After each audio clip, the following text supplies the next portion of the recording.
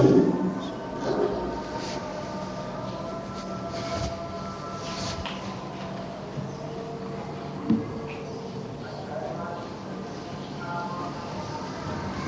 الحمد لله نحمده ونستعينه ونستغفره ونعوذ بالله من شرور أنفسنا ومن سيئات أعمالنا من يهده الله فلا مضل له ومن يضلل فلا هادي له أشهد أن لا إله إلا الله وأشهد أن محمدا عبده ورسوله قال الله جل في علاه يا أيها الذين آمنوا اتقوا الله حق تقاته ولا تموتن إلا وأنتم مسلمون وقال تعالى يا أيها الناس اعبدوا ربكم الذي خلقكم والذين من قبلكم لعلكم تتقون. Jamaah Haji dan Jumat yang dimuliakan oleh Allah Subhanahu wa taala, pada siang yang mulia ini senantiasa kita aturkan salawat kita kepada junjungan besar kita Nabi Muhammad sallallahu alaihi wasallam. Segala kenikmatan tidak akan pernah ditinggalkan untuk ditunjukkan kepada umatnya kecuali Rasulullah sudah menyampaikan. Tidak ada jalan yang terang kecuali Rasulullah sudah memberitahukannya kepada kita.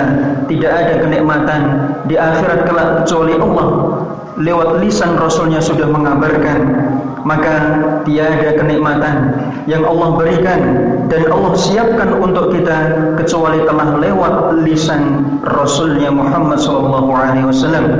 Jemaah yang dimuliakan oleh Allah Subhanahu wa taala, tiada lisan ini yang paling baik ketika bergerak di hari yang mulia ini kecuali memperbanyak salam dan sholawat kepada beliau, karena amalan yang tinggi ini dilipat gandakan di hari di mana yang datangnya hanya sepekan sekali. Hari yang Allah berikan kepada kita untuk mengingat, karena manusia cenderungnya lupa akan segala apa yang ada di depannya, maka tujuan di depan yang jauh terlupa. Maka sesungguhnya mereka yang paling baik adalah mereka yang mau meletakkan kaki mereka di atas jalan yang tepat untuk menapak ke depan, jalan mana yang telah ditunjukkan oleh Rasulnya Muhammad SAW. Jamaah yang dimuliakan oleh Allah Subhanahu wa taala, kita berada di bulan yang mana Rasulullah SAW memperbanyak doa, Allahumma balighna Ramadan, Allahumma balighna Ramadan. Rasulullah memperbanyak doa untuk bertemu suatu bulan yang penuh dengan ampunan. Namun banyak orang yang bermacam-macam jenisnya menilai bulan Ramadan yang akan datang dengan berbagai penilaian. Ada yang senang bahwa di dalamnya akan banyak ketaatan, ada yang merasa berat karena di dalamnya banyak dan penuh dengan larangan. Namun mereka yang menyongsong bulan yang datangnya seperti halnya bulan Jumat, satu pekan sekali, bulan yang hanya sekali datang dalam setahun, mereka mempersiapkan bulan tadi dengan penuh kesiapan. Hati-hati mereka, jiwa-jiwa mereka, badan dan harta mereka tidak mereka gunakan kecuali untuk mempersiapkan ketaatan. Betul, Rasulullah SAW pernah bersabda dalam sebuah riwayat, walaupun hasan gharib, diriwayatkan oleh Imam Ahmad rahimahullahu ta'ala, disebutkan raghima anfu rajulin, celakalah seseorang yang mendapati bulan Ramadan kemudian bulan tersebut berlalu begitu saja, dia pun tidak mendapatkan ampunan. Betul, akan datang dan begitu pula akan cepat hilangnya berlewat. Maka jika seseorang tidak diampuni di bulan tersebut, kapan lagi? Jika kita tidak mempersiapkan bulan tersebut, maka kapan lagi kita akan mendekat kepada Allah Subhanahu wa taala? Kapan lagi kita akan mengingat jika di bulan yang penuh dengan ketaatan kita pun lalai? Maka bagaimana jadinya bulan-bulan yang lain? Apakah seseorang akan diampuni sedangkan dia tenggelam dalam kemaksiatan di hari-hari yang biasanya? Bagaimana mungkin dia diampuni sedangkan dia terengah-engah mencari jalan di belakang rupiah-rupiah?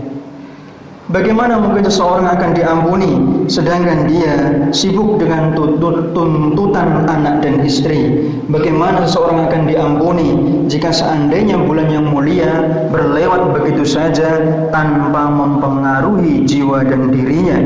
Jamaah yang dimuliakan oleh Allah Subhanahu wa taala, namun bukan berarti keputusasaan di depan mata kita. Kita manusia penuh dengan kesalahan, namun kita harus mempersiapkan sebagaimana surga didapatkan setelah rahmat Allah Subhanahu wa taala. Tentu ada sebab-sebabnya, yaitu amal ketaatan. Ramadan pun akan didapatkan ampunan di dalamnya, tentu dengan sebab-sebab yang ada. Tidak mungkin begitu saja berlewat tanpa seseorang memanfaatkan waktu yang ada di bulan Ramadan. Hanya lapar dan haus yang mereka lewati. Bukankah Allah telah memerintahkan kepada kita, wasari'u ila maghfiratin min rabbikum wa jannah 'arduha as-samawati wal ard. Dalam sebuah ayat yang panjang sekali, panjenengan semua sudah sering mendengarnya.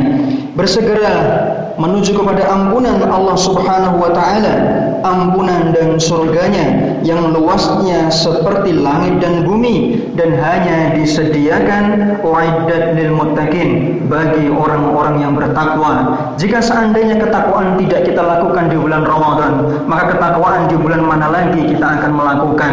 Jika seandainya kaki, tangan kita, lisan kita, mata kita, pendengaran kita tidak kita hidupkan di bulan yang mulia, maka di bulan mana lagi semua itu akan bekerja? Betul, semua alat Allah berikan kepada kita untuk mendengar, untuk melihat dan berpikir bagaimana Allah Subhanahu wa taala layak untuk diibadahi. Namun jika semua alat itu tidak kita gunakan, bahkan sampai di bulan yang mulia sekalipun, lalu bulan mana lagi yang akan kita gunakan semua alat itu? Jika waktu sudah berlalu dan tidak kembali, mungkin orang-orang kita akan menyesal di hari di mana penyesalan tidak ada gunanya. Lalu di antara kita, siapakah yang sudah bersiap untuk mendapatkan surga? Betul, Allah sudah menyiapkan, menyediakan. Namun siapa yang ingin ke sana? Siapa yang ingin mempersiapkan ke sana? Khatib berdoa, semoga setiap dari kita yang saat ini tangannya menengadah ke langit, kepalanya diletakkan di atas tanah, kakinya digerakkan untuk menuju ke masjid, hatinya penuh dengan kekhusyuan mendengarkan ayat-ayat yang dilantunkan. Semua dari kita, termasuk dari orang yang dimudahkan untuk mendapatkan ketakwaan di bulan Ramadan. Siapakah jamaah yang mau menuju ke surga yang telah disiapkan? Jika seandainya kita disiapkan rumah bagi yang belum memiliki rumah, disediakan kendaraan bagi mereka yang belum memilikinya, lalu diundang untuk langsung mengambilnya, kira-kira siapa yang tidak akan berangkat? Semua akan berangkat. Kaki akan bergerak walaupun pincang, mata walaupun buta akan mendatanginya, telinga walaupun tuli pasti akan mendengarnya, karena semua kenikmatan itu ada di depan mata. Seandainya kenikmatan dunia kita meyakininya, maka bagaimana mungkin kita mendustakan kenikmatan dari Tuhan yang menciptakan dunia?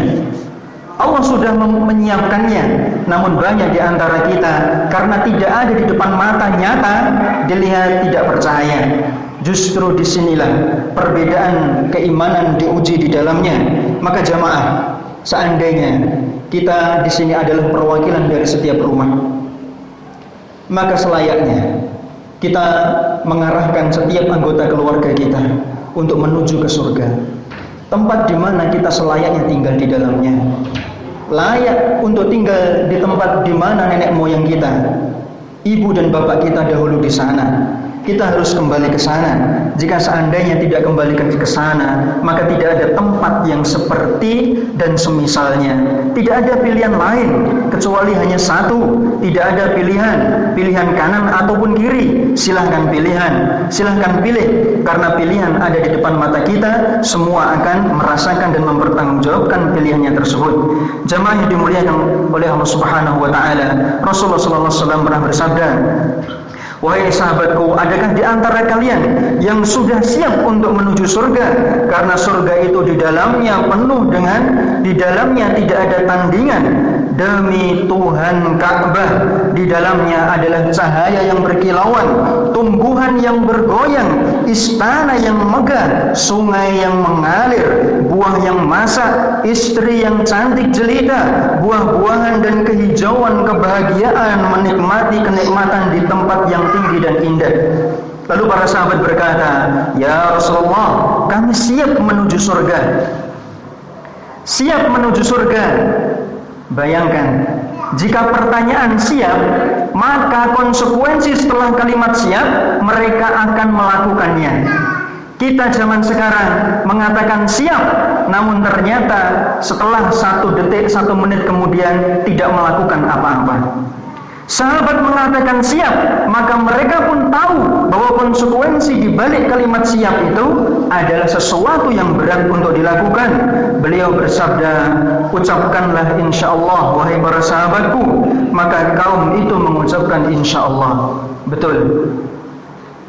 Insyaallah, jika Allah berkehendak, Allah akan memberikan kemudahan dalam ketakwaan. Surga tidak didapatkan hanya dengan berleha-leha, dengan tidur-tiduran, dengan mager di kamar. Surga tidak didapatkan dengan bermudah-mudahan. Ada keringat yang diteteskan, ada harta yang dikeluarkan, ada tenaga yang dihabiskan, ada mata yang dibuka, ada kaki yang dilangkahkan, ada tangan yang digunakan untuk membantu sesama. Maka surga tidak mudah untuk didapatkan. Betul, kalau kita hanya mengandalkan kekuatan kita, surga akan didapatkan. Rasulullah mengatakan insyaallah. Begitulah kekuatan daya upaya datangnya dari Allah Subhanahu wa ta'ala. Masuk surga memerlukan banyak sebab, perlu ada yang dicurahkan tenaga, pikiran, biaya, semua digunakan di jalan Allah Subhanahu wa ta'ala. Maka sungguh betapa besar penyesalan dan kesedihan yang memenuhi hati orang-orang yang tidak mendapatkan bagian di dalam surga. Allah Subhanahu wa ta'ala berfirman dalam surat Al-Mu'minun, "Qala kam labithtum fil ardi 'adada sinin." Allah bertanya, berapa tahun kalian tinggal di dunia? Berapa lamanya kalian tinggal di dunia? Allah bertanya, berapa lama? Kenikmatan sebanyak apa yang kalian rasakan di dalamnya? Mereka menjawab, kami tinggal itu hanya sehari atau bahkan hanya setengah hari. Maka tanyakanlah kepada mereka yang menghitung hari-hari yang mereka lalui. Allah Subhanahu wa ta'ala berfirman, tinggalnya kalian hanyalah sebentar saja. Jika kalian benar-benar mengetahui apa? Hakikat kehidupan dunia tidak lama. Berapa tahun kita kemarin merasakan seperti baru saja main di sungai bersama teman-teman kita. Kita mengambil singkong milik orang lain, kita mengambil mangga orang lain, kita mengambil melon, timun, ketela, kacang-kacangan orang lain. Sepertinya baru kemarin kita itu main bersama teman-teman kita. Namun sekarang kita sudah memiliki anak-anak yang menggantikan posisi kita. Berapa lama kita hidup di dunia? Lalu apa yang akan kita siapkan untuk surga yang sudah jelas Allah siapkan? Sesungguhnya angan-angan yang paling mahal harganya adalah sesuatu, yaitu angan-angan yang mau dibayar dengan kehidupan. Kalau kita berangan-angan dengan sesuatu, kalau angan-angan itu harganya hanya 10 juta, maka itu ringan. Tapi kalau sebuah angan-angan harganya itu pengen dihidupkan kembali, maka itulah keadaan orang-orang yang telah mati di alam kubur, yang kita belum merasakan dan masuk ke sana. Tapi orang yang sudah masuk ke sana tidak mampu untuk mengulangi kehidupan seperti kita. Jika seandainya di depan mata kita sudah berapa kali mendatangi ziarah makam orang yang meninggal, lalu ternyata hati kita tidak pernah terbuka bahwa kita akan ke sana, kita nggak akan bisa kembali kalau sudah masuk ke sana. Apa yang kita siapkan? Sesungguhnya angan-angan yang paling mahal adalah angan-angan yang dibayar dengan kehidupan. Betul, walaupun sesaat. Ulama mengatakan, beberapa di antara mereka menyebutkan, sungguh orang yang meninggal, mereka ingin kembali dihidupkan walaupun hanya sesaat untuk mengucapkan kalimat tasbih, tahmid, tahlil, walaupun hanya sekali, betul. Lalu mereka berangan-angan seandainya mereka dikembalikan, lalu mereka akan bersujud walaupun hanya sekali sujud. Kita masih diberikan kaki yang sehat, tangan yang kuat, kenikmatan untuk mengisi perut kita, tujuannya untuk menegakkan tulang-tulang kita. Kenikmatan itu harus kita gunakan untuk ketakwaan kita. Betul, saya panjenengan berada dalam dunia ini penuh dengan sendaguro, permainan. Betul, kalau seandainya orang yang bermain, ya merasakan kenikmatan permainan, maka mereka akan terus bermain. Anak-anak kalau disuruh pulang gak mau karena main enak sama teman-temannya. Beberapa orang yang terjerat judi online, enak main, tidak bisa terlepas. Mereka yang merasakan kemaksiatan tidak akan mau melepaskan jika Allah tidak membantunya, maka kenikmatan dunia ini justru akan menjerat kita. Jamaah yang dimuliakan oleh Allah Subhanahu wa taala, kita siapkan diri kita. Betul, siapa yang menjamin kita akan sampai ke Ramadan bulan depan? Siapa yang menjamin? Saya panjenengan tidak ada yang menjamin. Seandainya kita diwafatkan oleh Allah Subhanahu wa taala sebelum bulan itu datang, maka minimal hati kita sudah pernah hidup niat ingin untuk bertemu bulan itu walaupun tidak kesampaian. Kalau toh kita nanti sampai di bulan tersebut, semoga Allah memberikan kehidupan dalam hati kita. Betul, ketakwaan tidak akan pernah dilakukan jika hati itu mati. Mati dengan apa? Mati dengan kemaksiatan, mati dengan keduniaan yang berlebihan, mati dengan angan-angan. Maka kita hidupkan hati kita, jangan sampai terlena, karena kalau sesuatu yang mati kalau berada di sungai akan terombang-ambing. Betul, hati kita kalau mati, hati kita akan terombang-ambing. Yang jadi pertanyaan, kalau sampah di sungai terombang-ambing oleh air, maka kalau kehidupan kita, hati kita terombang-ambing, pertanyaannya terombang-ambing oleh apa? Kita cari sendiri. Mudah-mudahan kita menemukan apa yang membuat kita itu lalai dari kehidupan akhirat. Jamaah, ketika khatib mengatakan seperti ini, banyak hal semua ini, bukan berarti khatib merendahkan panjenengan semua. Khatib adalah manusia biasa, kita manusia biasa. Yang berdiri tidak lebih mulia daripada yang duduk. Yang berdiri juga melakukan kemaksiatan, tidak terpisah dengan kemaksiatan. Kenapa? Selama kaki menginjak dunia, maka dunia isinya adalah kelalaian, kelupaan, kesalahan. Maka sebaik-baik daripada kita adalah yang kembali kepada Allah dengan pertaubatan. Aku qouli hadza wa astaghfirullah li wa lakum wa li sa'iril muslimina min kulli dzamb fastaghfiruhu innahu huwal ghafurur rahim.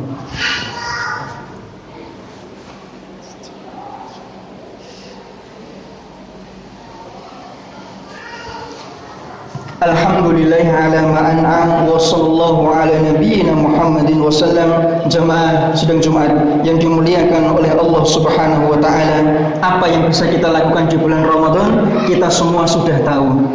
Yang pertama pasti puasa. Kenapa saya sebutkan puasa? Karena banyak di antara kaum muslimin tidak akan berpuasa. Oleh karena itu saya sebutkan puasa. Banyak nanti kita akan lihat orang yang tidak berpuasa, baik dari kalangan orang yang malas, yang miskin, yang kaya, semuanya ada perwakilannya. Tidak mau berpuasa. Ada orang yang kaya akan membayar fidyah, padahal tidak ada udurnya. Ya, mewakilkan 1 hari puasa dengan uang 10.000 nasi padang. Dia tidak akan berpuasa 1 bulan penuh. Gantinya apa? Mengatasnamakan fidyah. Dibayar berapa hari? 30 hari. Saya beli nasi padang 30, lauk ayam. Saya tiap hari di bulan Ramadan gak akan puasa. Betul, puasa. Banyak di antara kita yang nanti tidak akan puasa. Amalan apa yang kita lakukan berikutnya? Maksudnya apa?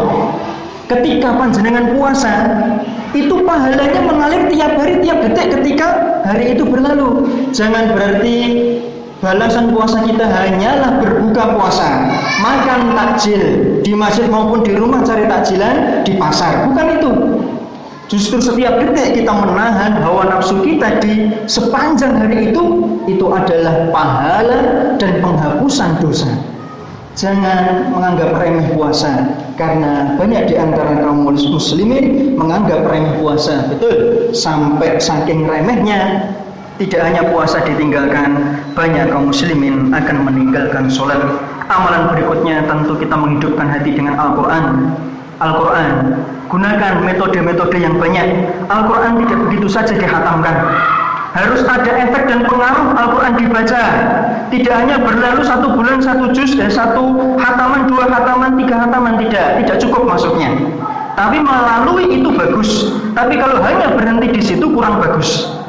Kalau 1 juz sudah dikhatamkan, coba hataman kedua dibaca dengan tenang, dibaca artinya, pakai terjemahan, dilihat kata per kata, per ayat per ayat. Apa maknanya di dalamnya? Karena Al-Quran adalah surat dari Allah Subhanahu wa Ta'ala. Surat-surat yang banyak sekali. Berapa surat di dalamnya? 114 surat.